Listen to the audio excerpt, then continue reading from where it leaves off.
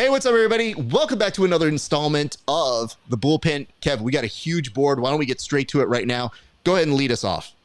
Yeah, thanks, Raf. Today we're talking about the clean aesthetic of gold BJJ. They're phenomenal streetwear they've got. It's not just training gear, guys. You can get streetwear. Raf, are these all gold BJJ? All of these cards are gold BJJ? Yep, just read the script like we talked about. Yeah, you're right. They've got a variety of styles. They have a bag. It's phenomenal competition gear. You can bring it with you. You can throw it in the wash. These are really cool. Are any of these for me? Like that bag? No. They didn't have any stuff for you. Well, they're really affordable if you need to go out there and get them. You can just get the stuff, goldbjj.com. These shorts are awesome. I'm going to get this. Wait. Do they have a second set for me? Is that a thing they have? They were like, hey, man, we ran out of stuff, and they didn't have it in your size because like fat. You know what I mean? So, like, these are all for like me. Anyway, go visit our friends at goldbjj.com. 10,000 hours is a steep mountain to climb to become a master, especially when the task at hand puts a relentless demand on your body. There is nothing casual about this sport. It's all in, all effort, all focus.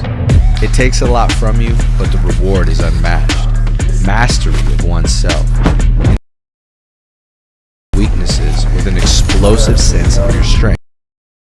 Being able to complete the climb to mastery requires the proper nutrition. This is why it's important to take in a potent blend of electrolytes that is in tune with your output and brings strength to your goals. This potent blend is only found in salt electrolytes. Salt targets your depleted electrolyte levels with a boost of hydration and health. It gives your body the baseline recovery it needs.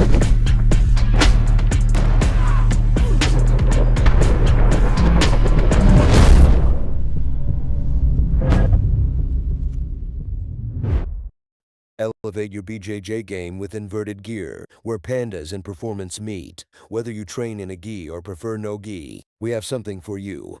Our gear is built to last and designed to perform no flashy extras, just high-quality craftsmanship and minimal design. Plus, pandas. Don't miss our back-to-school sale going on now. Visit www.invertijar.com and roll with confidence panda style.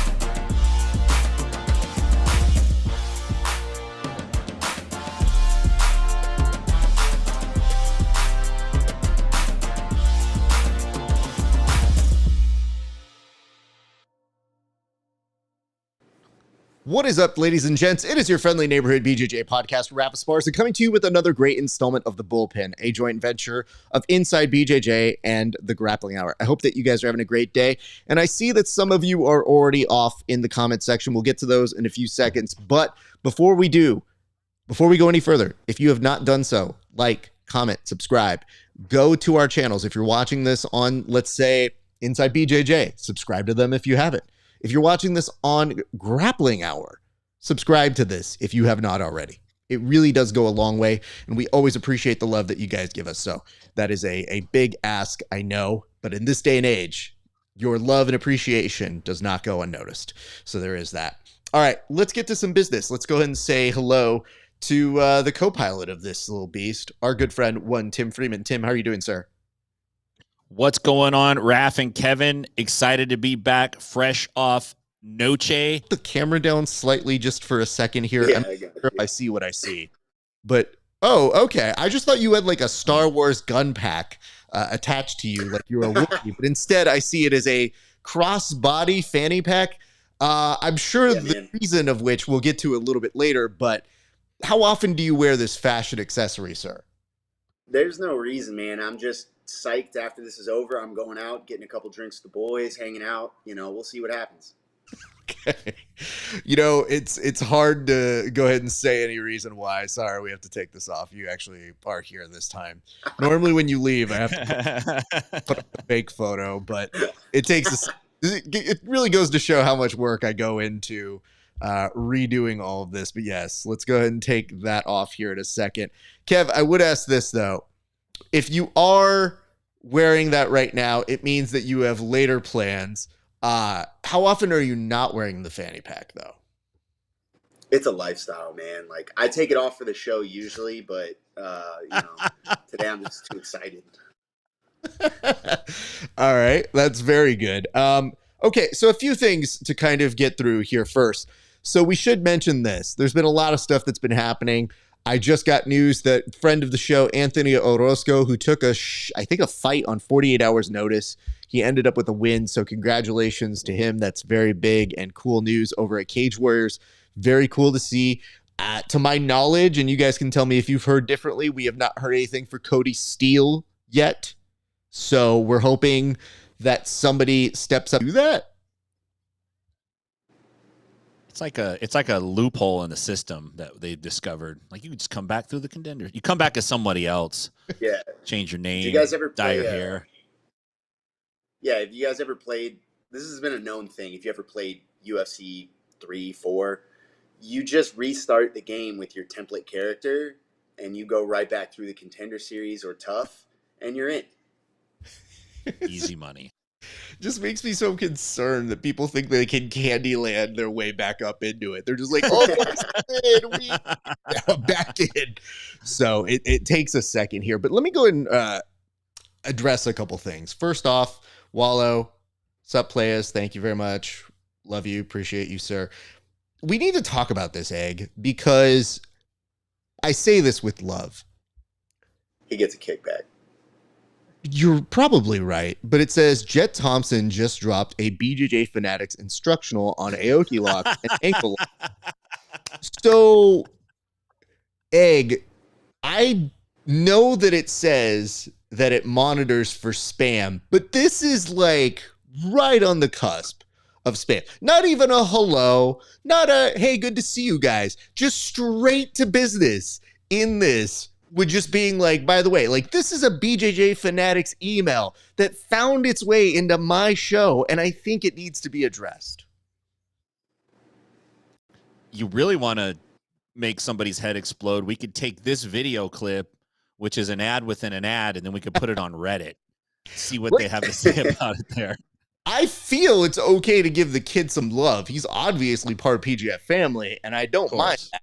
It's just, when this finds its way as its first comment, I just think to myself, hey man, maybe put it through AI and say, what's a more conversational way to bring this up? Perhaps the way to approach it. But then, not even to us, it's a good afternoon, Wallow. So he goes to Wallow, before he even addresses us, to put in the advertisement, of which Kevin probably predicts he does get a kickback. So just saying. Well played. All right. I will say this. Subscriber 10304, this seems like a you one, and I don't know if you know who this person is, but that is a very dubious way to make their way known on this show. Any guesses here, Tim? I no guesses, man. Actually, I don't know. I like the what's up, though. That's like when you spell ketchup with a CATSUP. Yeah, I Basically, do. It's the... But I'll do the what's up. So I'll sometimes switch it up depending on my mood. I do see that Egghead does accurately point this out, which is Handsome Kevin has been wearing those since season 3 of the PGF. So this isn't a new occurrence. This is who you've always been. I have 4 of these. Of course you do. Okay, important question. Have you ever lost any of the contents inside of it or the fanny pack itself, Kevin? Yes, I have one really obnoxious, like orange and purple one that I lost, and I left somewhere, and somebody came running out of the building, like, please get this off the property. Like, take this with you. I think you left it. They were holding it with 2 fingers, like, just barely, like, here you go, bud. I think if they'd have had gloves on, like, that would have been better for them. They didn't want to touch it. So I've lost one before, and it was returned to me immediately. I was asked not to return. You have impeccable luck is what I've learned in terms of losing items and then finding their way back to you. There's been a lot of stuff that I've just kissed goodbye because I said, oh, that belongs to the volcano now, or oh no, that belongs to that house now.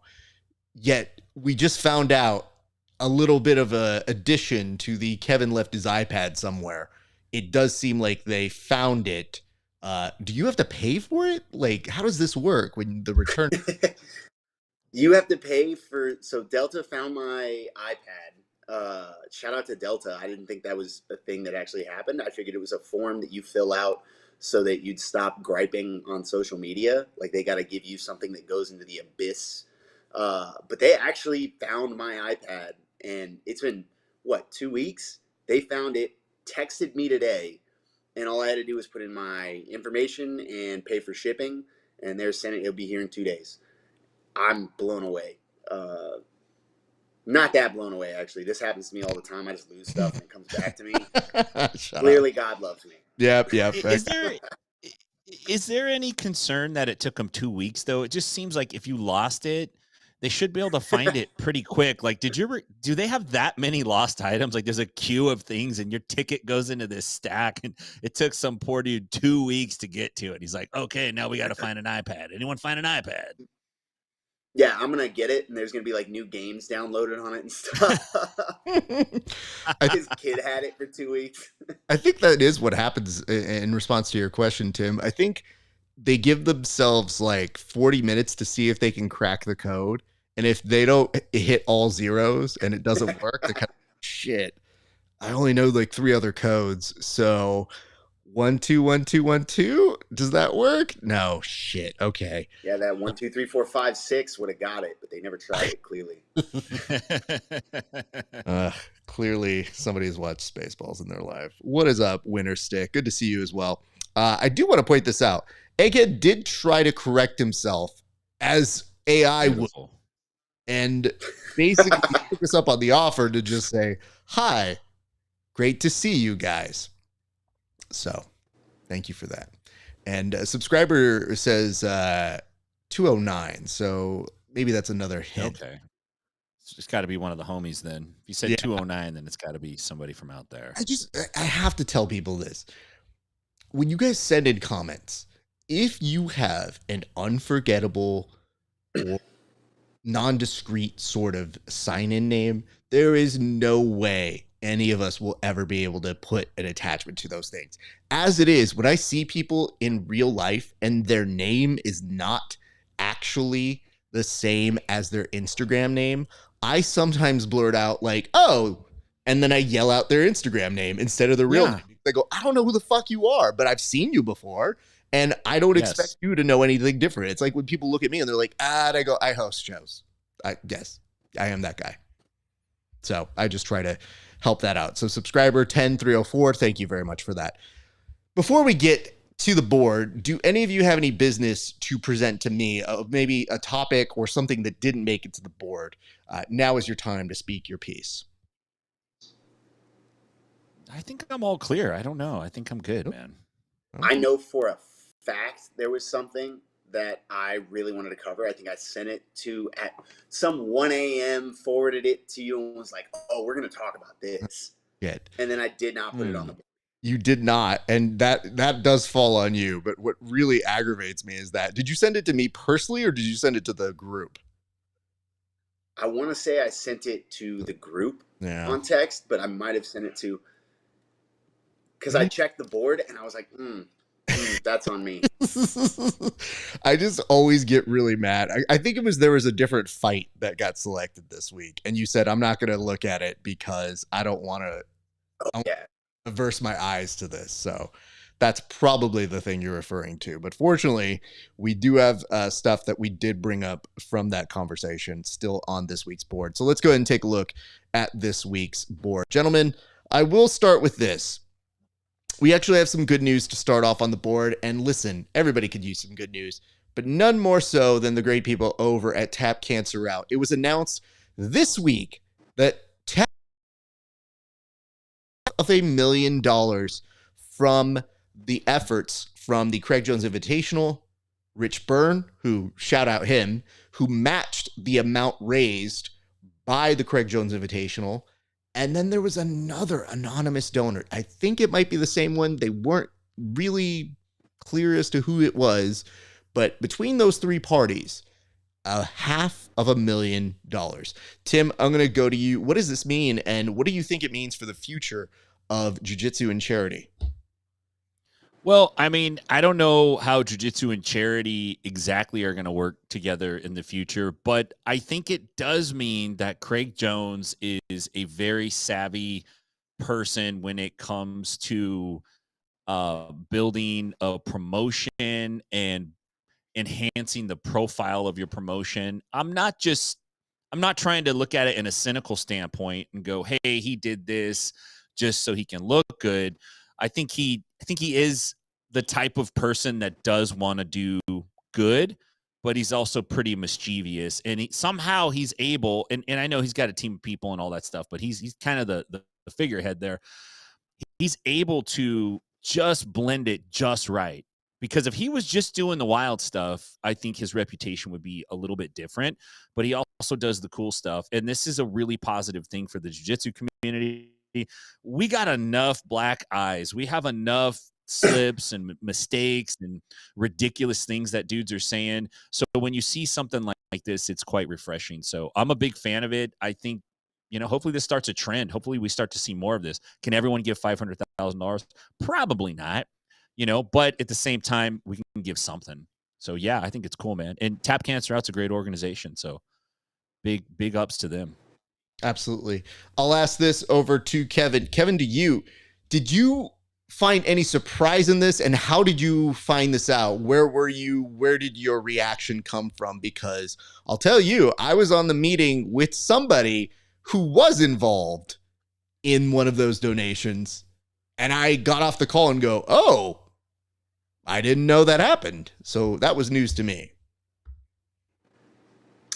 Yeah, I was surprised to find out. I like to hear that there's still money in jiu-jitsu coming out of the Craig Jones Invitational. The big talk was that there wouldn't be any money after that $1 million. We weren't going to see a second one. We weren't going to see a follow-up Craig Jones Invitational. They were going to lose tons of money. It's really cool to see that money is still flowing.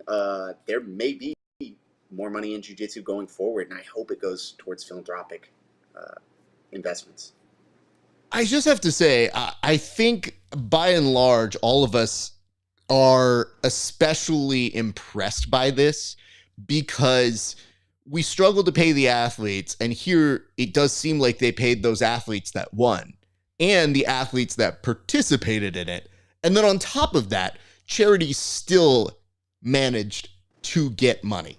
So it does show that, yes, we've done a whole exhaustive sort of analysis on the ratings and all of that sort of stuff. But there are a lot of factors that show the momentum is on the good side for us here in jiu-jitsu. And that, yes, philanthropy can also exist. It's just also really great, I think, to see that a jiu-jitsu specific charity also was able to reap the benefits from that because they've been doing such great work. They're traveling all around. I've seen them raise incredible amounts of money, even on the road. But I have to say, for a 2-day event, that's a significant amount of money. So big props to the crew. Thank you to Rich. Thank you to an anonymous donor we don't know. And to all the people who bought tickets and supported the Craig Jones Invitational. Your money went to good use. So it also kind of gives us a little bit of, we joked about it, but because Craig is who he is, how do you not joke about the idea of like, well, we'll see where that money goes. Like now we actually have some concrete evidence to that. And I think that was something that people were asking about, which is the transparency for the organization. Like, show us where it's going, show us where that money trail is. Well, I think you got your first parts of evidence to that. So hopefully this is a great first step and we can do more in the next time. So there is that. Gentlemen, we're going to go ahead and plunge ahead to go to the next, which is this. Well, this could go different ways, so I'm not quite sure what the... Oh, yes, it is. Tom DeBlas was hired as ONE FC Grappling VP. So it is nice to see that, yes, ONE FC, they have employed Tom DeBlas for a long time. I mean, he's been a commentator for them. He has put himself at a little bit of distance here and there and said, like, well, I'm not involved with this, but he's been very hands-on in terms of plugging and promoting ONE FC. And it looked like just this weekend, they decided to make it official. So before I turn this over to Kevin and ask you what this means and where else would you have possibly like to have seen Tom DeBlas be plugged in if he wasn't given this promotion, I'll just point this out. Tom DeBlas is seen here in what would probably look like the author photo in a Tom Clancy-esque novel. Yeah. So yeah. I hope that we all have our ability to get somebody who photographs us this well, because this is the professional Tom DeBlas. The other ones are usually him just looking yoked out or giving you inspiration. But I'll ask you this. Where else could you have promoted or seen Tom DeBlas, sir?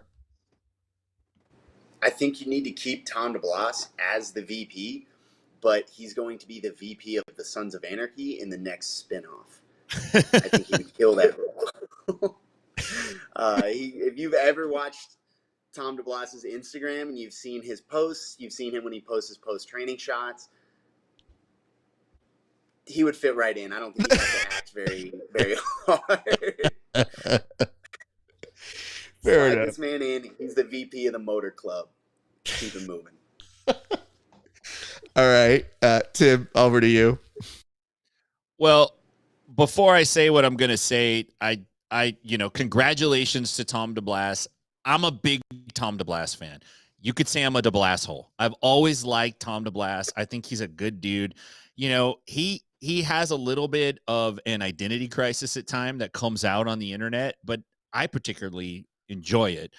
And I know he's been employed by ONE, and I know he's going to be the VP of grappling. I think in all reality, he'll probably do a really good job. I think he can relate to a lot of fighters and grapplers pretty well.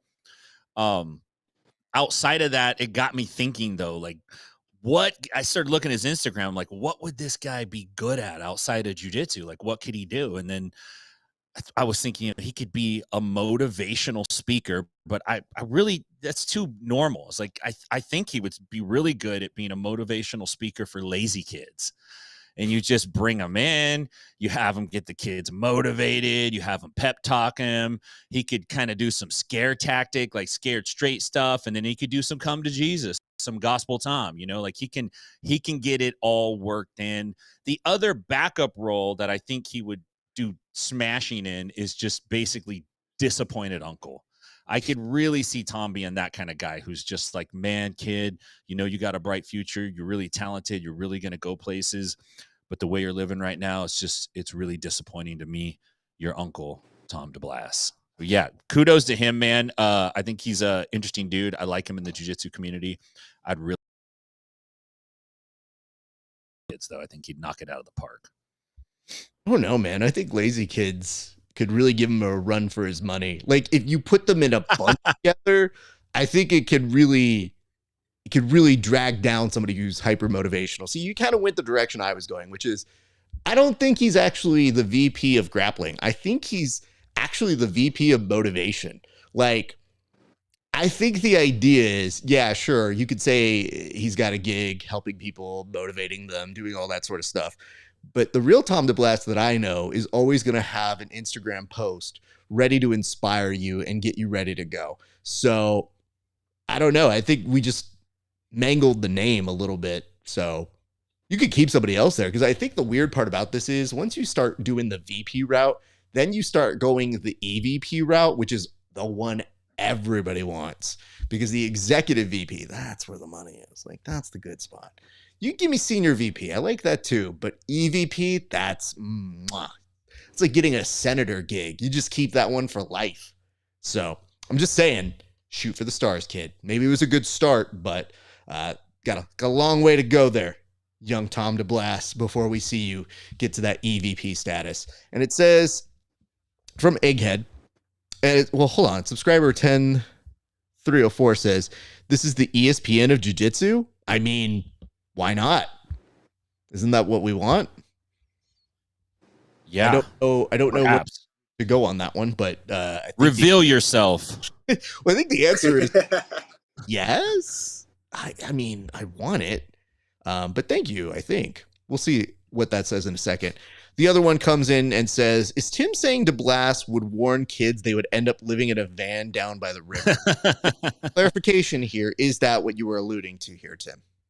I don't think he would be as funny or as lovable as the late, great Chris Farley. But, you know, I think he would definitely be a warning tale to children. They'd be like, ooh, I don't want to be like Garbage Tom DeBlas living down in a van on a dusty mattress by the river. So, yeah, I guess I could see that. I guess the thing I'm now considering is, what if there was a parable for every single situation that Tom has to give somebody, where he's just kind of like, you know, in the book of Job, and you're like, hey man, I just had a bad grappling day. I don't know that it reminds me of that, but okay, you go for it. I'll hear what you have to say.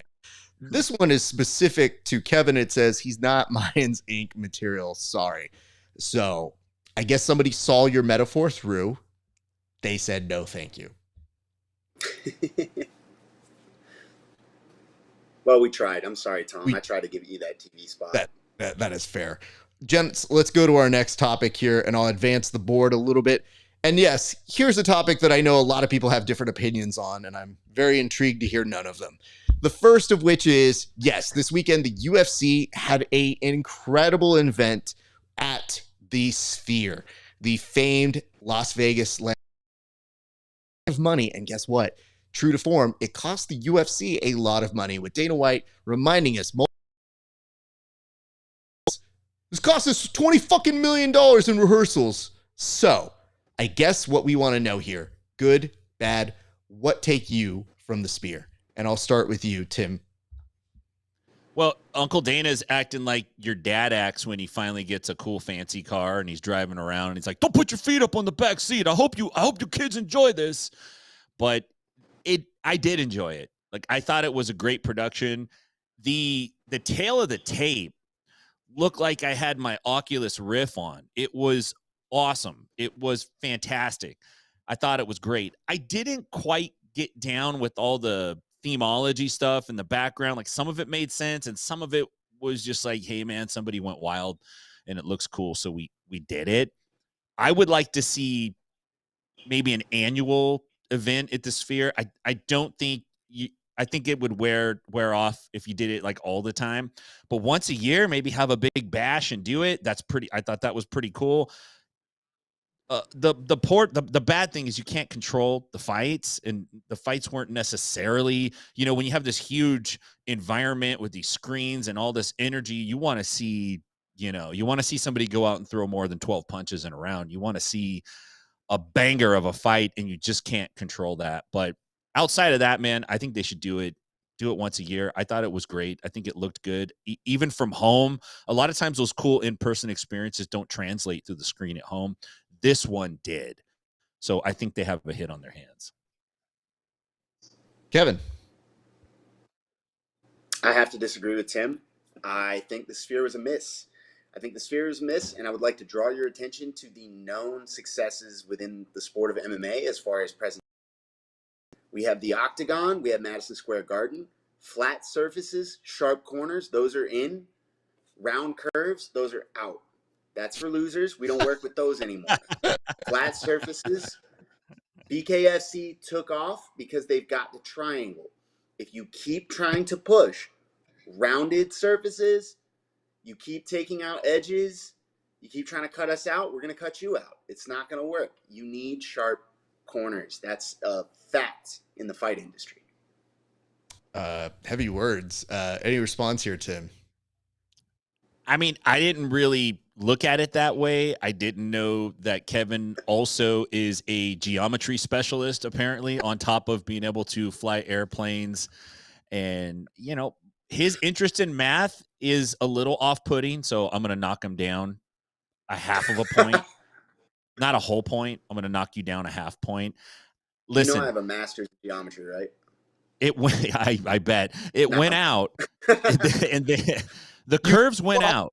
He has gotten rid of that goodwill. Now we know when to call bullshit, because before we're like, you flew a plane, and we go, okay, that's fine. That's going to be like the best thing he's got. Now he's like, I have a master's in geometry, and you go, no, I don't believe so. Wait, hold on. Do I have a fucking buzzer? I have a. Not quite. Something very Close simple. How enough. about it? Oh, I didn't know we had that one. Okay. Hey, listen. We could have been doing a drum snare this whole time. You know what? Yeah. Uh-oh. That's the warning track right there. That's the Hey. We got to bring that one back. We will. So, okay, listen. Let me kind of clear up some things here. I'm glad that you guys were fighting. That's good. It's good TV for us. Allow me to give you guys some notes because I have some, not inside track here, but I do have some knowledge as to what is happening with the Sphere. So first and foremost, we mentioned it was a $20 million sort of cost in terms of production for the UFC. However, it did make $21 million at the gate, becoming the highest grossing UFC of all time, which sounds great. But if you figure how much of that do you see when they report the gate, do they get that all back? How are they able to do this? And why, as Tim mentioned, if your dad is telling you, be proud, be excited from all of this money that we spent, hey, you're going to like this that Dana was giving us. Here's the reason why. Part of Riyadh season, they essentially sponsored this whole event for a lot of it. So maybe they did make money off of the gate after all. But if you don't have something like Riyadh season, it is difficult to make this happen. Now, Tim was saying, hey, what if we could see this in the future? I do have some interesting news about that. It turns out that part of the reason they were able to use the Sphere at all, because they have a contract with the T-Mobile Arena that usually doesn't allow them to go out. Well, because the T-Mobile Arena was being used for the Canelo fight, they had one of those hall passes where they could go across the street and use the Sphere. So the likelihood of seeing this happen on a regular basis, probably not super high. I do want to tell you this, though. I think it was interesting to do it as an experiment. I think there were a lot of great visuals, and I love that Dana kept telling us, you know, this is my love letter to Mexicans, which, by the way, I mean, if you're a brown person and you hear this, it's hard to tell them no. And they got one of the graphic artist designers from the movie Coco. So, hey, listen, if you're going to get anything like that, it feels very authentic. I think pros, graphics were great. Production did a very good job. We found such a great use for the ring girls because those costumes that they were wearing were magnifique. The epicness and the grand scale felt good. I wondered how much better it was in person, but I'm also not going to pay $3,000 for a seat. And I feel like continuing to see that grow and grow is pricing most fans out from being able to experience that live. And yes, they said it was sold out, but that morning there were some empty seats. And I know Vegas can be good for a lot of people with good luck, but I don't think that many people had that many good lucks. As you saw at the very beginning of the day, it's a little rough on the getting people to their seats for that much money. What I can tell you is this. What can we learn from it in terms of jiu-jitsu? And this is kind of where I wanted to bring it back to the panel, which is we are not ready for this.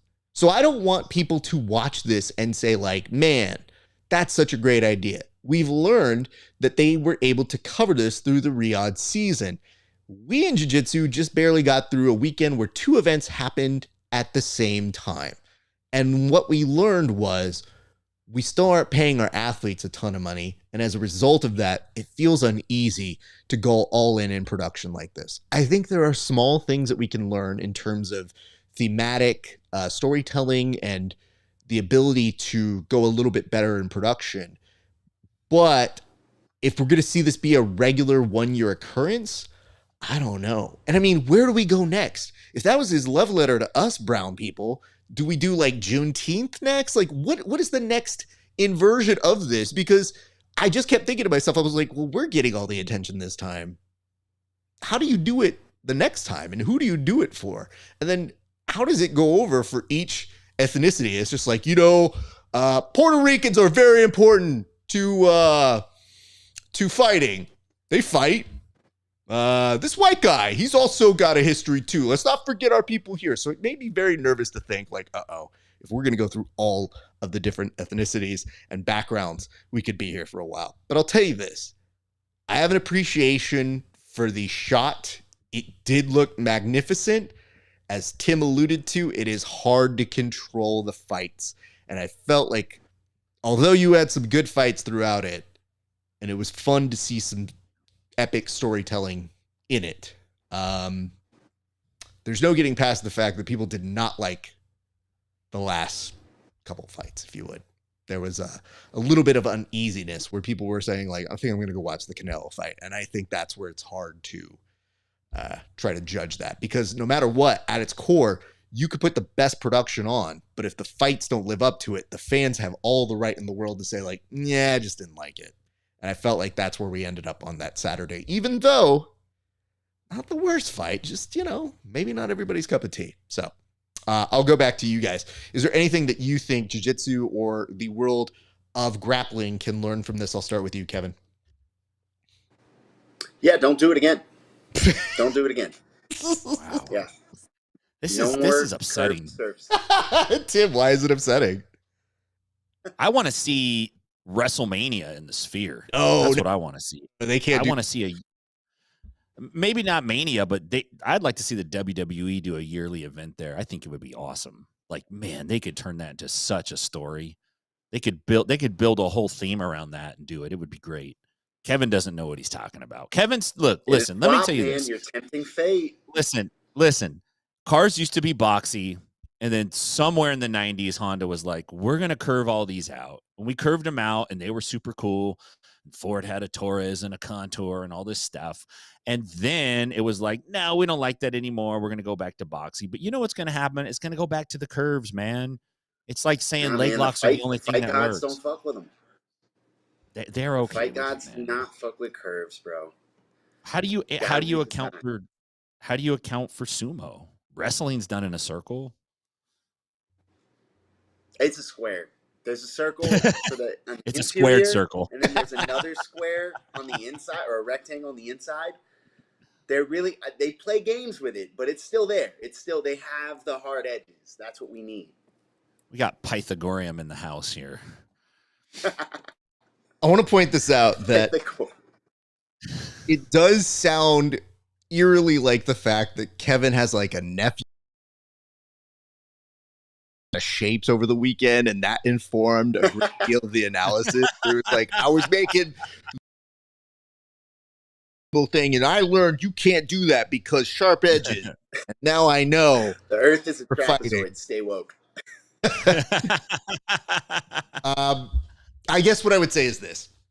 You mentioned WrestleMania. I think without the sponsor, which, by the way, if they did have Riyadh actually giving that as a buffer for production, there is a possibility you could do WrestleMania.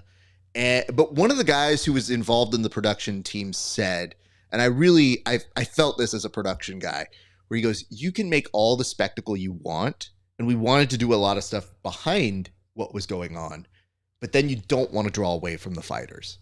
So he's like, we tried to find the balance of get people excited, get people interested in all the great things that we can do with all these gadgets and the versatility of the sphere and the projectors and the screens. But if it makes people look more up there than at the actual fight, it kind of does a disservice. And I thought, at the very least, as they were trying to do all this shit, you got the impression that maybe they pulled back. And that was probably a good lesson. And that's why I was like, oh, it's not bad to experiment and see that. And if they do come up with a version where maybe they do it on a regular basis, but they kept saying, they're like, one and done. And I was like, I don't believe you. And then I heard about their contract with the T-Mobile Arena, and I go, oh, I mean, maybe you could get an exception rule every once in a while, but yeah, it does seem like they're going to be locked in. So if they did it with Mania, all you could think of is they'd just go bigger and better. Like way, like more obtuse than just what you saw here. It would be great. Well, we'll let you guys debate about this a little bit later. But for now, we move on to one that I think will unite us all. And maybe this is just a shot in the dark. It turns out a jiu-jitsu specialist, an amazing competitor in his own right, has no gi grappling. So just to give you an idea about what he said here, Allow me to quote him from, well, this is where I found it. I believe this was from the Jits magazine that may have been quoting him from another publication. But it says, Kron Gracie has recently stirred up controversy in the Brazilian Jiu-Jitsu community by taking aim at practitioners who refuse to train in traditional gi. He says some stuff, but then this is the direct pulled quote that most people were a little confused by. And it says, guys who only train no-gi are the same guys that would get drunk, make out with their buddy, and claim they aren't gay, and probably wear a cross-body fanny pack. So I will start this with the clock. I guess you really have to start with the person wearing the cross-body fanny pack and say, well, Kevin, what is your reaction? Listen, we all have a lot of respect for the Gracies and what they've done for this sport. But I don't know why I would feel particularly strong about that. I don't have any dog in the fight there, for sure. I will note that it seems to be fashionable to wear crossbody fanny packs, although it's not really a thing for me.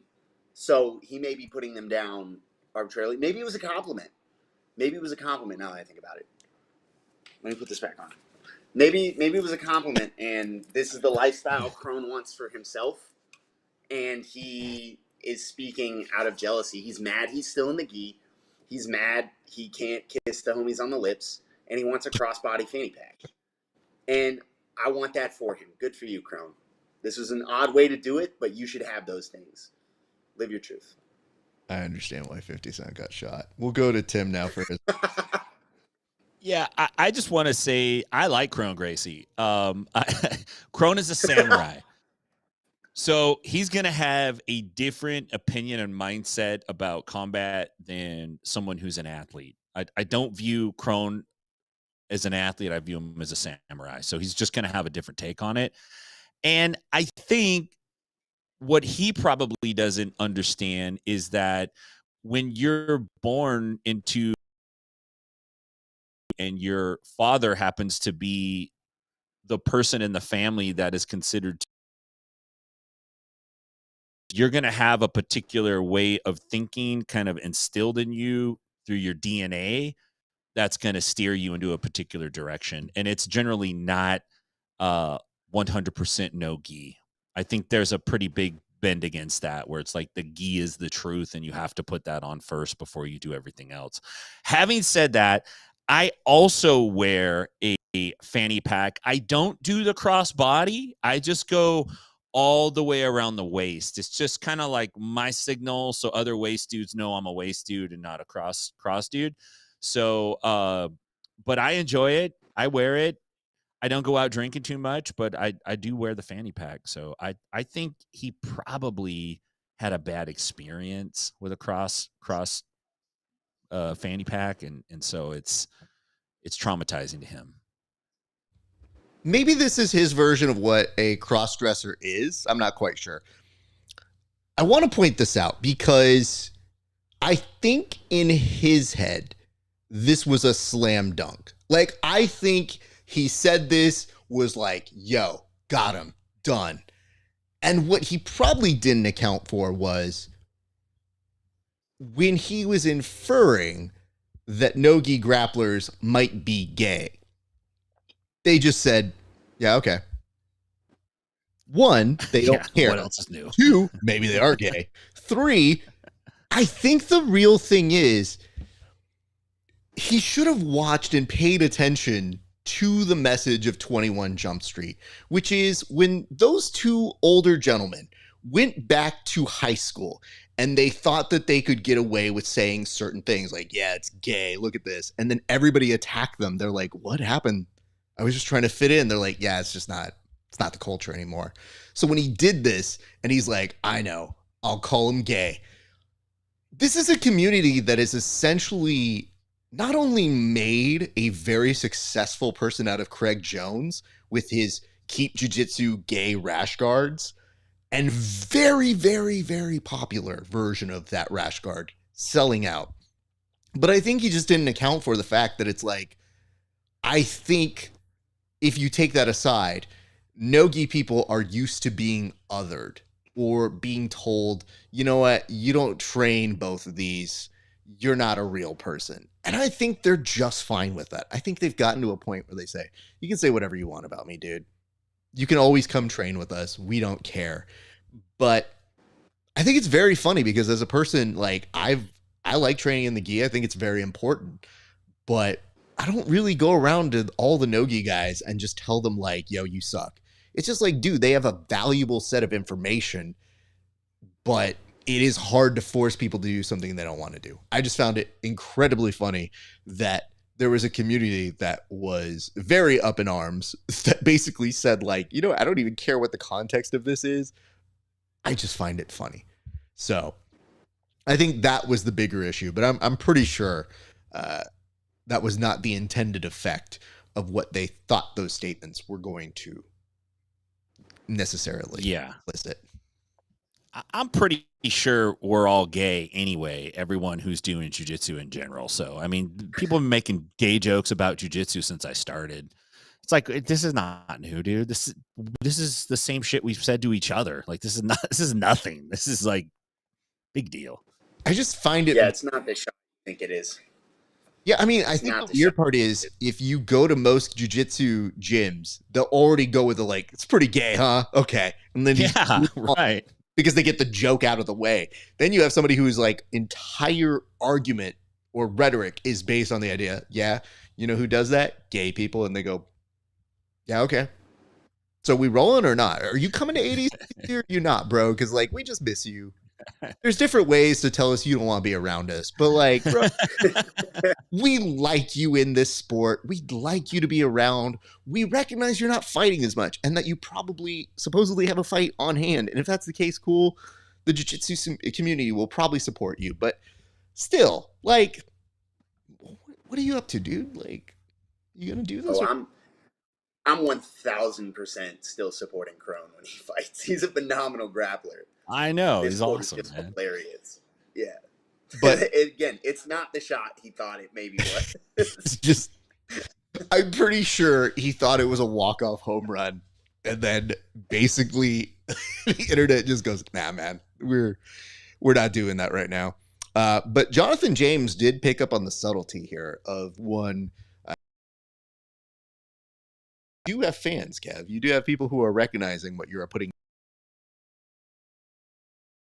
Gentlemen, we're going to move on to our next topic. And listen, KRON, maybe you didn't like the show up till now, but I kind of feel like this is one that brings no-gi people, gi people, humans, civilians, aliens all together here. Because what the fuck is this?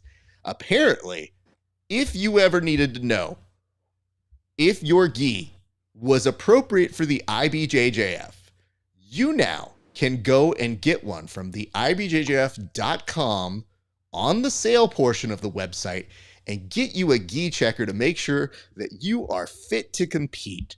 So I'll start with you, Tim Freeman. What say you about this new item that is listed on the IBJJF website? I can never underestimate the IBJJF's ability to come off with a very amazing idea. I mean, it's such a great idea. This looks like something that a high school kid made in his shop because they got a 3D printer on campus and somebody unplugged it when it was supposed to make the end. It was actually supposed to come off as like a back scratcher or a shoehorn, but it got munged up at the end. And they're like, well, yeah, I think we could measure gis with this. Let's do it. It looks like a device that's like a multi-tool, something that it looks like an old school lint remover on one side. On the other side, it can be a back scratcher. You can use it to remove fish hooks. You can also descale a fish with it. And if you're going to compete, you can use it to check your gi. It's ridiculous. I don't know how much they're hustling these things for, but I guarantee you there is a plethora of white and blue belts who have already popped their money down to get those things. I think it's fair to say at this point, the IBJJF is contracted with the TSA and we will continue to see more ridiculous bullshit like this as we move forward at their tournaments. It's outstanding. It is a beautiful train wreck. That's what it is. Kevin? I know how much they're selling it for because I just went to try and go. Oh, you son of a bitch. It was supposed to be a game.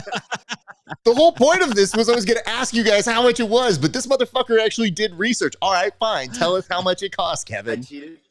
Oh, yeah. Sorry, I did my research. I'm a serious scholar. Hold on. Was I wrong to you didn't do your research? Was I making a weird, uneducated guess here? Oh, no. I Googled it right now. Yeah. You bastard. We're trying to play the prices right, and you're screwing it up, man. I was, I'll tell you all why off air, jokes and jokes. Yeah, it's silly. I'll tell you that. It's silly. I'm a 3D print one of these. I'm not actually buying the real thing. Yeah, they're selling it for exorbitant pricing, just kind of like your IBJJF ID, which could be $0, but instead it's expensive. Just like signing up for their tournament, which could be half the price it is. Unsurprising. And I think it's hilarious that they're creating more costs to go with gi as gi is slowly becoming less popular. You'd think they'd be making it easier for people to stay involved, but not them. They're going to get that check before they hop out the door. So it retails for... I want Tim to get a chance to guess first. Oh, okay. Okay. You want to be the host now and do the horror. Can I point this out to you guys before you even do this? There was a part of me that was going to set it up. And you guys know I have like special tools that I can make like a game show element happen on our screen. And I was like, man, I really want to do that. I don't know if I have the time to get it ready. And then I'm like getting the show ready. I go, fuck, I should just cut it. Yeah, I'll do it later. Turns out somebody already was doing that, but not until 5 minutes ago. So my instincts were correct. Anyway, Tim, would you like to take a crack at figuring out how much this is? Now, mind you, this is Price is Right rules, so it's closest without going over. Man, you know, it's like, I think a fair price is like $29.99, but this is not the fair price organization. Seeing that it's $179 to show up and be told your gi isn't right, so you can't compete. I'm going to say it's probably $79. I'm going to go $79, Bob. All right. I'm going to go $35 and see if I can split the difference somewhere in there. Kev, what is the real answer, sir? I'm going to guess $36 on the dot. You're fucking... Because that's exactly what it is. 36 bones. Yeah, that's, you know, you don't get to guess. That's not how being a host works. You can't know the information and then be like, I too will take an educated guess. Oh, Drew Carey, how did you get it right every single time? Hit it on the dot again. Extremely educated guess. Yeah, right. Okay. Can I ask this? Did you do your full research here? Can you tell me more about this gi checker and why it exists? I read the article, and it is so that you don't show up to the tournament and they kick you out. They don't say it like that, but that's exactly what it is. I have a buddy who's a bronze medalist at Worlds as a brown belt, and he got kicked out like 3 times by the IBJJF prior to getting that. At like Pans, he got kicked out at like a whole bunch of tournaments, and you're sitting there going, man, why? So yeah, they literally are like, yeah, guys, we're doing this. The tone of the article is hilarious. We're doing this great thing for you. We thought ahead. Here you go, bud. Yeah. They're doing you a favor. They are, in that this is most definitely going to be my white elephant gift for the gift exchange this year. 100%. Some sorry sucker who doesn't train jiu-jitsu is going to get one of these from me. Okay.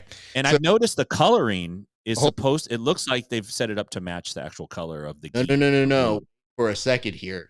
Don't you even talk about the color of this thing, because before you even get set, you better not ask me if they make this in a different color, Tim, because for you, you dumb bitch, of course they do. They can get it in 2 different colors. You could get it in black because it's different. See, it's Malibu Stacy with a fucking hat. That's all they did here. Legitimately. You don't like the blue, the traditional blue version? Don't worry, we got you covered. Maybe you're a black belt and you need this to match your inside of your heart. And whatever you sent me, Kevin, is great. Absolutely. You know what? We're spending part of production money for that. So what I can tell you is this. I think I'm very mad because, Tim, you hit it right on the head.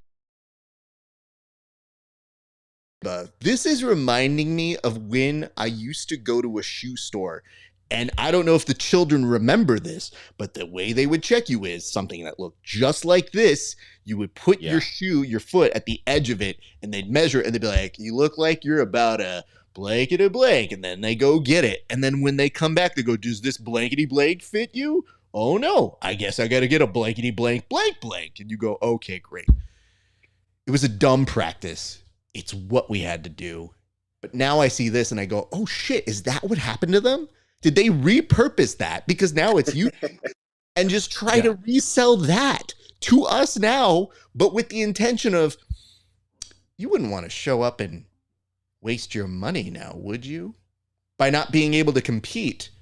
So you need this tool to make sure you do not go. And most people could just get a measuring tape and do that. And they go, no, don't do that. Don't do that to yourself. Don't hate yourself like that. Get one of these, the official IBJJF checker. And I have to say, I think I know the person who wrote the article, and I can't even get mad at him. He's just doing his job. I'm just looking at this, and I'm thinking to myself, like, guys, maybe we aren't working hard enough here. Maybe we just aren't coming up with enough useless merch to sell on this show, and maybe that's why we're jealous. Probably. So I can imagine what the scene was like at the academy that Henner Gracie runs when he realized this was a missed opportunity. Why didn't we think of this? I can't believe you let those bastards beat us to market. Just irritated. So yeah. It also looks. I'm gonna market. Go. Sell crossbody fanny packs that say "Kiss the Homies." You know, if we were really to do that, I think that's a good idea. I think we should find somebody who merches that out. See if we can come in on something that's just like. I think they'd sell. Yeah, I think that would sell. Agad asks a very important question. Why not just boycott the IBJJF? Way ahead. Because martial arts, dog. I mean, how do I put this? It's whenever you have a ranking or the ability to compete that involves saying this person could be better than this person, it will always succeed. Because people always have an inherent human nature to figure out who is best. And as long as that exists, that will exist. The weird part is, I would say this. I feel like in every sport, whatever the mainstream or the culture is, it can be mocked. But other cultures, I feel, have some form of self-awareness. The IBJJF, on a regular occasion, shows either a lack of regard for self-awareness or just a really concerning inability to spot, like, is this a good idea? Nah, we should just do it. The bullpen flamethrower. Well, listen, I don't know about that. I don't want any lawsuits here. I'm quite good at being the Dan Aykroyd of this group, but being able to sell shit like that might be even a challenge to me. All right, we're going to go now to our next one. And Tim, I'm going to let you talk a little bit more about this, but it does seem that within the NFL, some people have kind of gotten, I guess, ahead of the curve, and they have used their jiu-jitsu training to help mitigate things. We've seen it also in the NBA. I think I've even seen it in the NHL, where these athletes are now starting to find the benefits of jiu-jitsu. And just recently in the NFL, there was a major scare that may have been helped a little bit from the world of jiu-jitsu. Tim, I'll take it to you. Yeah, I don't know if it was helped. Maybe it would have been worse. I'm talking about the Miami Dolphins quarterback Tua Tagovailoa, I think is how you say his name.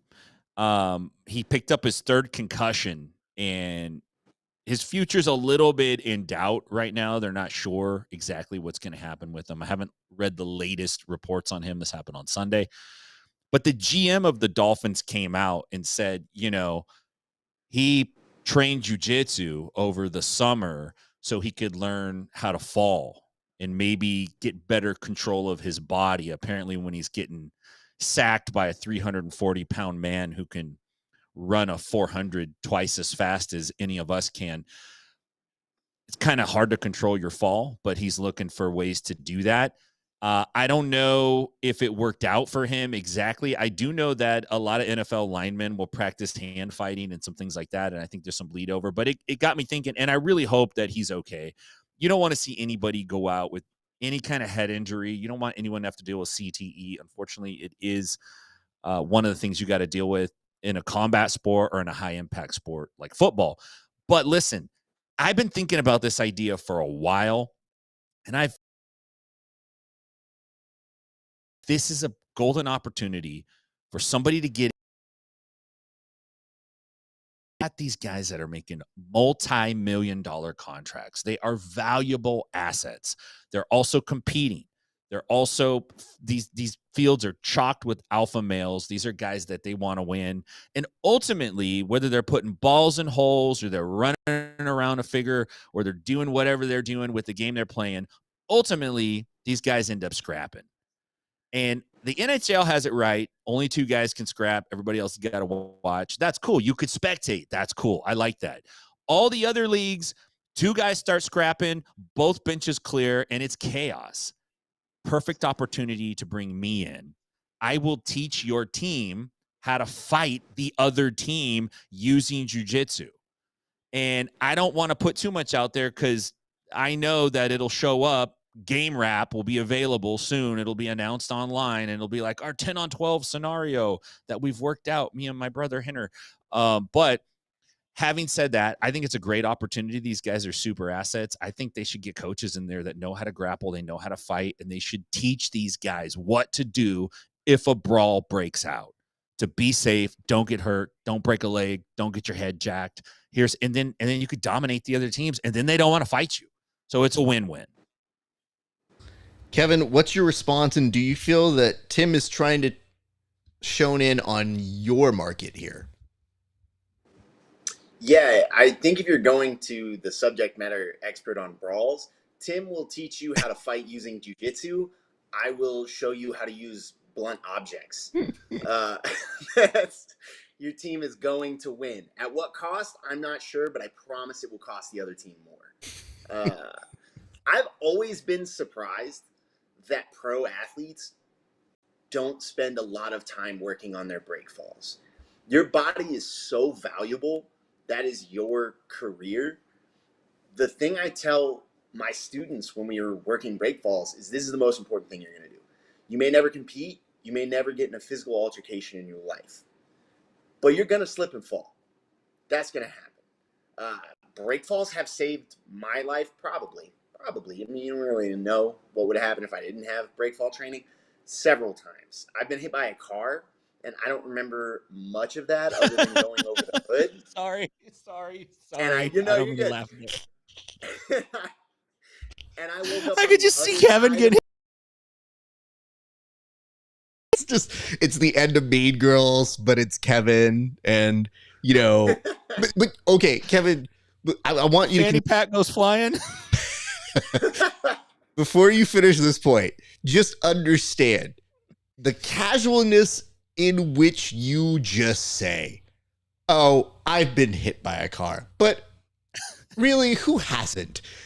It does require us to take a moment of pause, especially when your mom's watching and she's throwing valuable notes and she's saying like, yo, Tua should have probably been doing judo. And I think he actually was doing a little bit of judo. I think the hard part is that when you do have those falls, the more recognition you have probably affords you at least a much better outcome Likely. Not doesn't mean it's always going to work, but anyway, go on.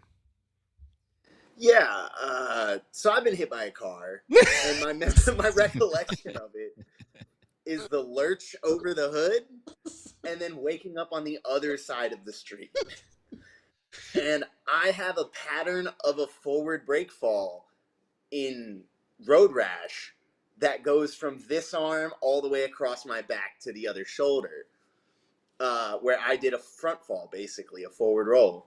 I imagine that's what my amateur CSI experience tells me based on Very Sinise. where I'm missing flesh. But yeah, so I've been hit by a car. I wrestled in Iowa and I slipped on black ice all the time, and a backwards brake fall saved me trips to the hospital.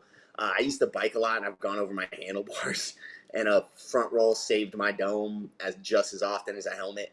I don't get why pro athletes making millions of dollars don't invest in haphazard things not ruining your career. I firmly believe, hindsight's 2020, that break falls could have saved Derrick Rose's career. Still had a great career, could have been one of the absolute best to ever do it. Still was. He won an MVP, but I digress.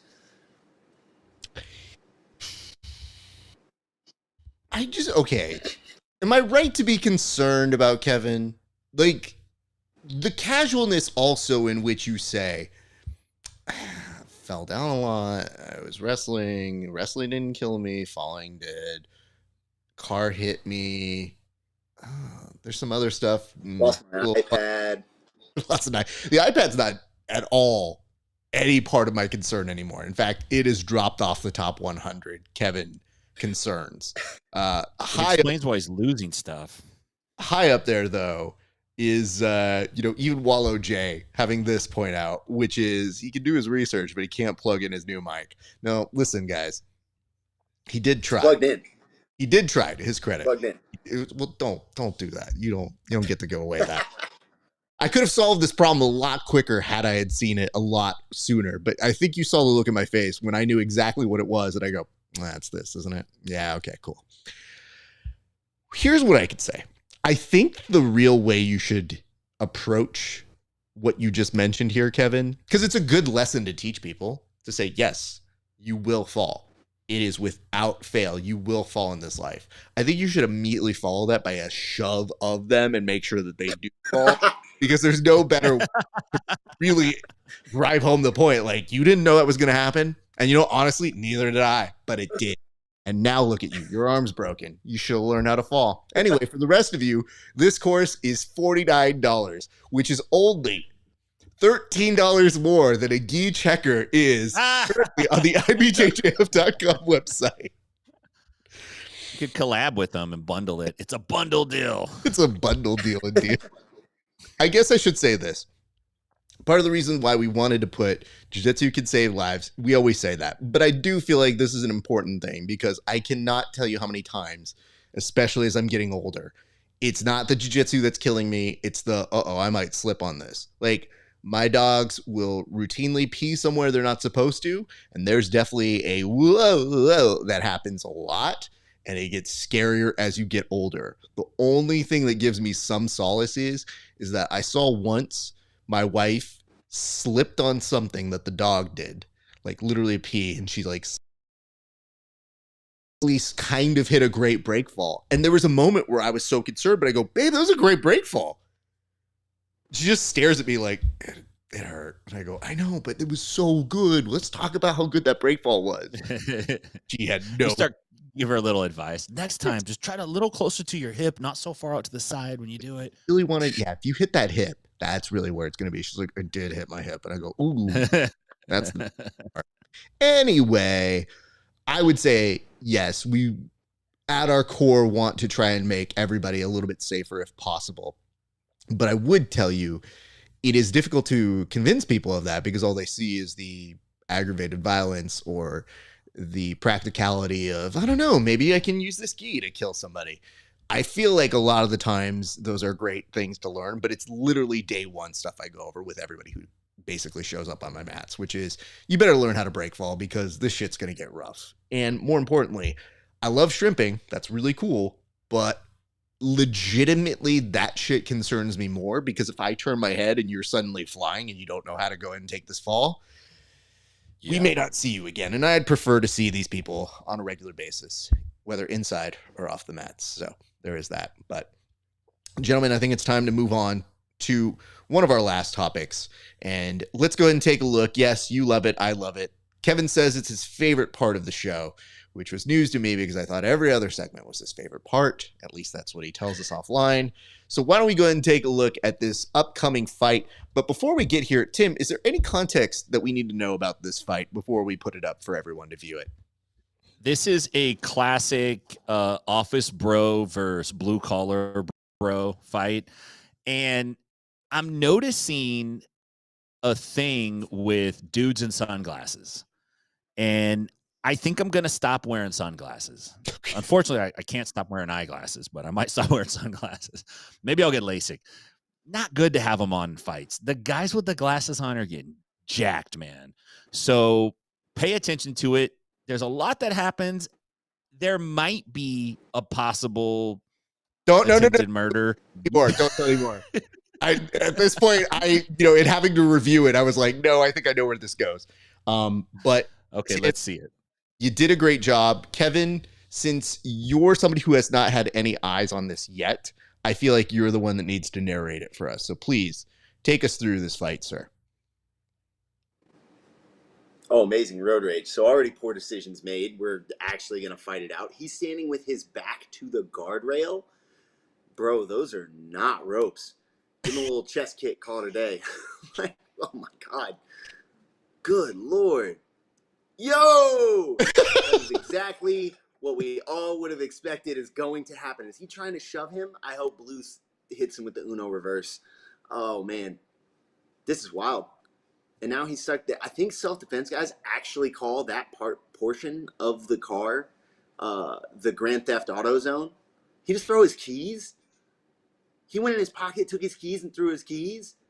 This guy's a pro. He's done this before. He's like, you will not be following me. Man. Did we watch Attempted Murder? Because if he'd have gone over those tracks, it looks like they're kind of low. He would have been okay. Okay, so a few things here. I think the first thing that I've got for everybody is, and you guys can chime in as you deem fit, but I guess the question I have to start this off is, where was Egghead when this happened?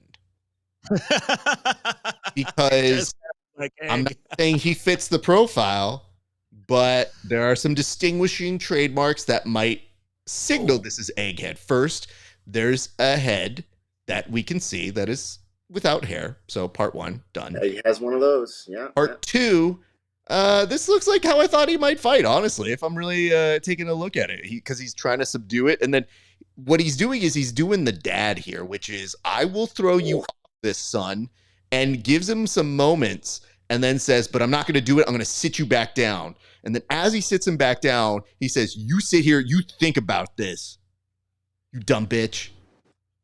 And there is a missed opportunity here because I would have closed the door on him. I feel that'd been beautiful. Here is to get that. But the only thing that Tim mentioned was Kevin mentioned tossing out the keys. That does no help to anybody in that traffic. As somebody who's been in a lot of life, if you throw out that man's keys, I'm fighting you next. And I will tell you, my road rage is very bad when I have to be somewhere. If I don't got somewhere to be, I'll let it play. Like, do your thing. It's fine. I don't got to be somewhere. But most of the times, if I'm on the road, I'm trying to go to work. And if you guys make me late for work, I can't go in looking like I didn't get into a fight if I said I saw a fight. Like, what are you going to tell your boss? They're going to be like, I saw a fight. They go, and? I mean, it blocked traffic. What's the matter with your face? Somebody was blocked. I don't know. I got to get out of here. It's been a good day. I'll see you. Like, they can't say it to you. So at least get in the fight so you can get your day off. So there is that. Also, not a bad tactic. Thank you. The other thing you should really look at here, I think the dude fighting bears a very big resemblance to that Mike dude from Breaking Bad who was the fixer who worked all the time Oh yeah. with Like Ermintrout. yeah, with Bob Odenkirk. It looked like Saul's like cleanup dude basically decided to take matters into his own hands. And I think the dumber part of this is that most people don't understand. The fact that you can actually see a license plate here kind of narrows who this could be. So even if you didn't know offhand who that person was, I bet you could find him pretty quickly here. So there is that. Tim, why this video and why this? I wanted to. Well, I don't know why this week, but I'll tell you why this video. There's a couple real gems in here that I want to point out. Can we just run it back? Look, first of all, look how far his sunglasses go. He knocks them off the dude's face. He cracks him so hard. Watch the sunglasses. They go flying off of the dude's face. It looks like a bird. Boom. And look, watch, and they go flying. Yeah, they do take flight in a very, very nice way. Okay, and then he's like, I'm gonna tell you what for. And he's like, no, you're not. Yes, you are. And then blue dude gives like some crazy Kimpo shit. And then pay attention to what camera guy does. He's trying to throw him off. He's trying to push him over. See how he tilts the phone? It's like when you're playing a video game and you're trying to get your character to go a certain way and you tilt the controller. He was trying to give him an assist on the tilt. He's like, oh, yeah, he's going to die. And he's like, tilt that phone, tilt that phone, tilt that phone. Look, and I don't know what was going on there, but he chucked his phone out is what he threw. He's like, you ain't calling anyone, bitch. Get back in the car. Both guys get in the car and drive off. Now, watch what bald guy does. He gives a little kiss up to God. He gives God a shout out here. Right. Watch right here. Watch. It's going to happen as he walks back to the car right there. Just a little what for? Just a little like, thank you, Jesus. One more time. 400 no untreated Street Fighter. I don't think these are American license plates. Yeah. No, I don't. This has got to be Russia. Yeah. Can I point out just another observation I've had as we've kind of gone through this a few times? I know that, Tim, you mentioned, flying amazing. This going here, I want to point this out when we get a second, but I'm going to speed to following your instincts and at least sticking with them, because this dude at least showed up like he wanted to fight. But I think the second guessing cost him here because he's thinking about going in for a single and then just abandons it. And I feel like if he had stuck with that idea of sticking with that single, maybe things would have changed a little bit. But if that second guessing yourself, like, dude, if I've got that leg, I don't care if it still doesn't work for me. I feel like I'm going to try and see it through at the very least, because you got the hardest part, which is you got the entry in. So, hey, most people won't get there. At least if you get that, you can lift him up because, I mean, I think he's a little bit older. And maybe that's a better duck over on that bridge. Also, I love the fact that these two people look like they have watched the specific Rock versus Stone Cold Steve Austin. There was a bridge and a title that got thrown over. And not just the title, but if memory serves me right, I believe Stone Cold threw The Rock over a bridge into the water. At least that's what it led me to believe. I feel like that's what they were trying to do here. And I'll ask this question to the panel. If you're recording this and that dude went over, does this not make you an accomplice to murder? Because you're just sitting there being like, no, this is fun. Whoa. Like, you were just sitting there chilling, doing nothing. That guy's a citizen reporter. That was a classic matchup of hats versus sunglasses. The guy got his sunglasses knocked off, and then he knocked the dude's hat off. You can't have a dude with a hat and another dude with sunglasses in the same room. It's like a mongoose and a cobra. It doesn't mix. It's good. That's why I wear a hat with my glasses everywhere I go, because I got to be able to be on the Bloods and the Crips. I can't be fighting everybody everywhere I go. I'm like, hey, man, I'm on team hat and team glasses. Let's go. Dude, is that my problem? Is that the issue? I need to pick a side. Yes. This is why. Yes. Vince Ryder. I think that's what I always consider is your problem, Kevin. Not anything else. Just literally nothing else. Literally sunglasses or hat. You need to hide your face, dude. You just need to hide your face with some dark glasses and a hat. It's just There would be riots in the streets. every time I see that footage, though, Tim, you know, at first I was thinking, I was like, well, what does Tim bring us this week? Like, what do you have for us? And then I see that and I think to myself, well, you've definitely earned your weight in gold as our lead editor for that. But gentlemen, I think it's time to advance the board to our last little bullet point here, which is the gallery. So I'll say this. I'm intrigued to hear your responses to these because I thought it would be in good taste to go ahead and drop in some of the comments that the citizens had, the everyday people had about the gi checker. And we'll start with this one right here. It said, I got into a bar fight the other. Thankfully, we had one so we could make sure our clothes were legal. Os. So I feel like they're thinking in 4D chess while the rest of us are just so astounded by the price that maybe we weren't thinking. So, Kevin, are you going to have that thing on you at all times now? Gotta keep that MF thing on me. Reese Watkins, Baby Goose, used to date a girl who was also a fighter who kept her mouthpiece in her purse just in case she needed to pop it in and go to work. I feel That's like a strong if you're about to get in a fight and they pull out a mouthpiece, you have a problem. If you're about to get in a fight and they pull out the gi checker, you're going to lose by advantage. You know, honestly, I would retrofit a taser into that thing. Well, yeah, you think like, you know, anything but a whatever. next comment definitely did me in a little bit, and this is from a pal of the show. This is from Doron Kim that says, IBJJF shield, which isn't far off, honestly. So I feel like that's an actual item here. You know what's weird? I'm saying the word actual item.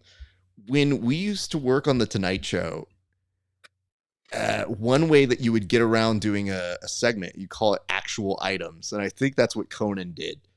And I'm pretty sure that was his way of not doing headlines, but it's like either your staff comes up with bits, but headlines that Jay does were actual headlines from newspapers, which is insane.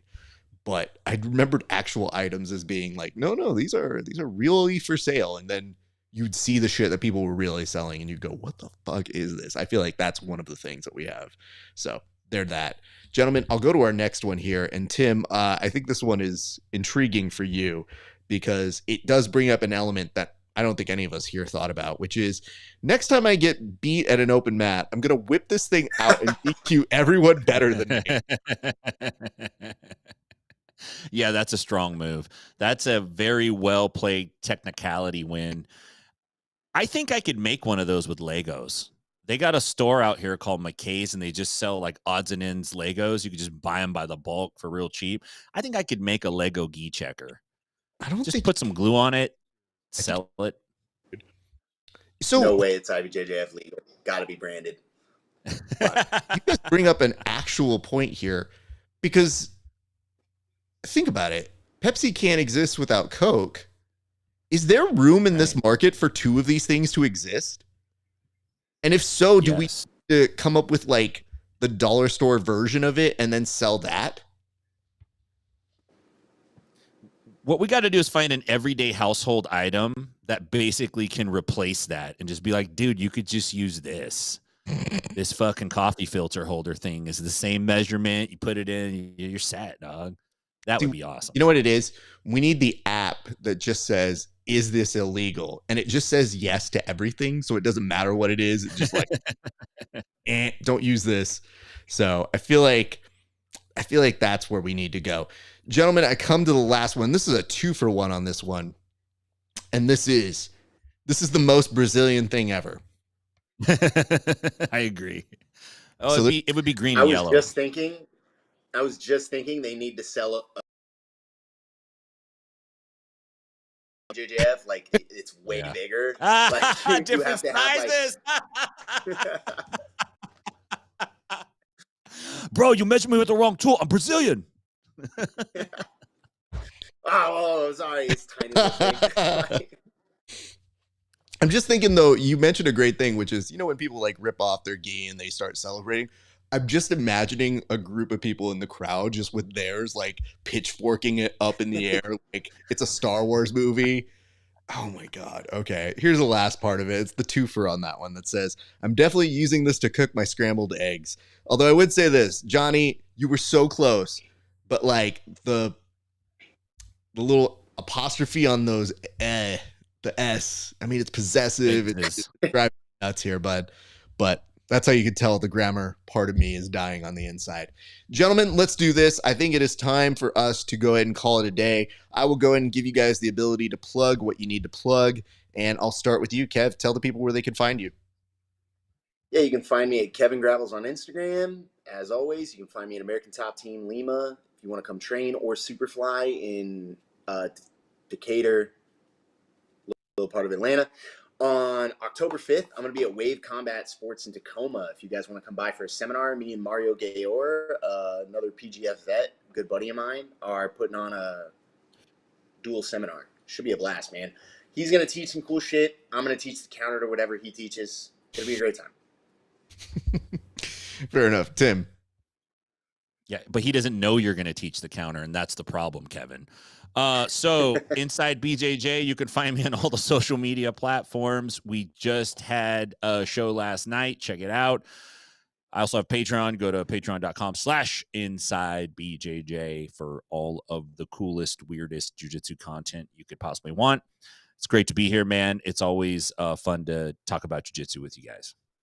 Gents, good work this week. I will talk to you off air in a second, but I will tell you this, very happy. And as a reminder, this group here will be reuniting like Voltron for the upcoming season of the PGF. We're very excited. There is one more qualifier, and that is happening.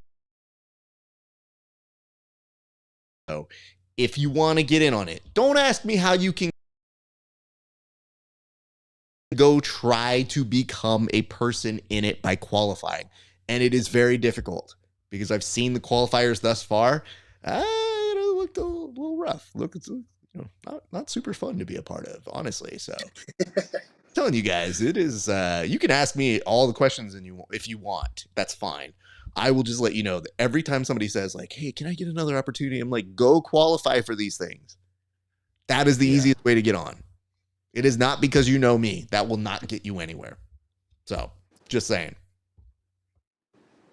All right, gents, I'll talk to you in a minute. Ladies and gents, before we sign you off, a couple of quick reminders. Like, comment, subscribe. If you made it this far, you owe us that, I think. It's an easy thing to do.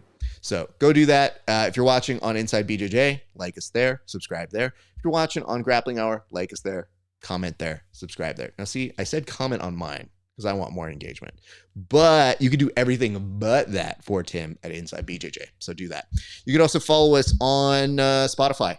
Grappling Hour is there. It's also on Apple Podcasts. You can follow us at patreon.com/grappling hour. You see my interviews 30 days before anybody else. And we have a slew of interviews that are getting put up there, and very excited about those. So do us a solid. Check us out. Give us some love. Find us on, RAFESPARZA.com/merch for buying shirts like this or hoodies, because now it's starting to get fall time. That means it's cold. So go give some love and support. Thank you guys for watching. It has been a great day for grappling. We'll see you back on the mats. Hours is a steep mountain to climb to become a master, especially when the task at hand puts a relentless demand on your body. There is nothing casual about this sport. It's all in, all effort, all focus. It takes a lot from you, but the reward is unmatched. Mastery of oneself, an acute understanding of your weaknesses with an explosive sense of your strengths. Being able to complete the climb to mastery requires the proper nutrition. This is why it's important to take in a potent blend of electrolytes that is in tune with your output and brings strength to your goals. This potent blend is only found in salt electrolytes. Salt targets your depleted electrolyte levels with a boost of hydration and health. It gives your body the baseline recovery it needs.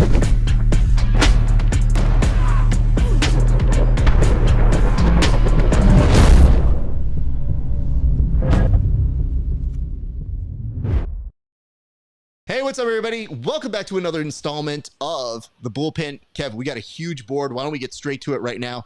Go ahead and lead us off. Yeah, thanks, Raf. Today we're talking about the clean aesthetic of gold BJJ. Their phenomenal streetwear they've got. It's not just training gear, guys. You can get streetwear. Raf, are these all gold BJJ? All of these cards are gold BJJ? Yep, just read the script like we talked about. Yeah, you're right. They've got a variety of styles. They have a bag. It's phenomenal competition gear. You can bring it with you. You can throw it in the wash. Raf, these are really cool. Are any of these for me? Like that bag? No. They didn't have any stuff for you. They ran out of your Well, sizes. they're really affordable if you need to go out there and get them. You can just get the stuff, goldbjj.com. These shorts are awesome. I'm going to get this. Wait. Oh, this Do they have a second set for me? Is that a thing they have? They were like, hey, man, we ran out of stuff, and they didn't have it in your size because like fat. You know what I mean? So, like, these are all for like me. Anyway, go visit our friends at goldbjj.com.